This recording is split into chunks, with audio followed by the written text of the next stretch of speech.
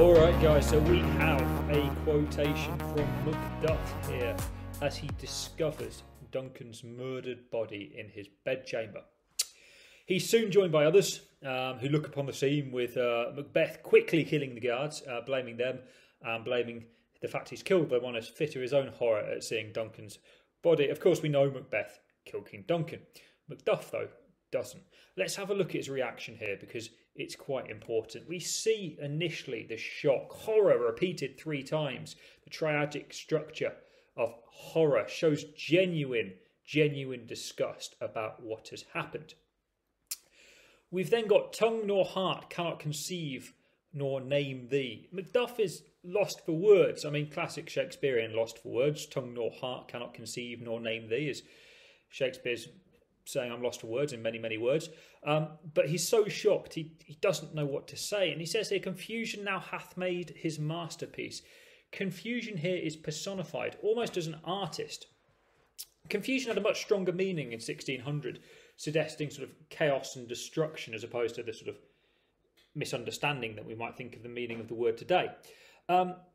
But don't forget, this is exactly what the witches had promised. They promised fair is foul and foul is fair, to change the meanings of good and evil. And here, confusion personified has made his masterpiece. Really, I feel the witches have done their job here. And he calls this most sacrilegious murder. Well, it's definitely murder, there's no doubt about that, but why is it sacrilegious?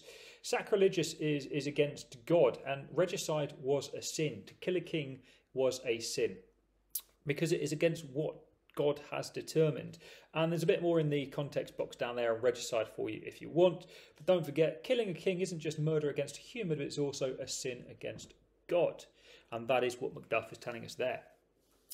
Really important that the characters that play as a whole react strongly to regicide, given that the man who's watching this, most certainly King James I, had multiple assassination attempts in his life, most notably the Gunpowder Plot, and any play that was suggesting that regicide was a good thing, it's not going to end well for the playwright.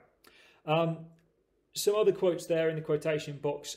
Fair is foul, foul is fair. We talked about why that links to this quotation, but also Macduff when he says, bleed, bleed, poor country. That's when Malcolm's testing his honour later in the play, and it just shows that Macduff truly believes in Scotland and believes in Duncan and later Malcolm and is a true patriot as opposed to serving himself like Macbeth did.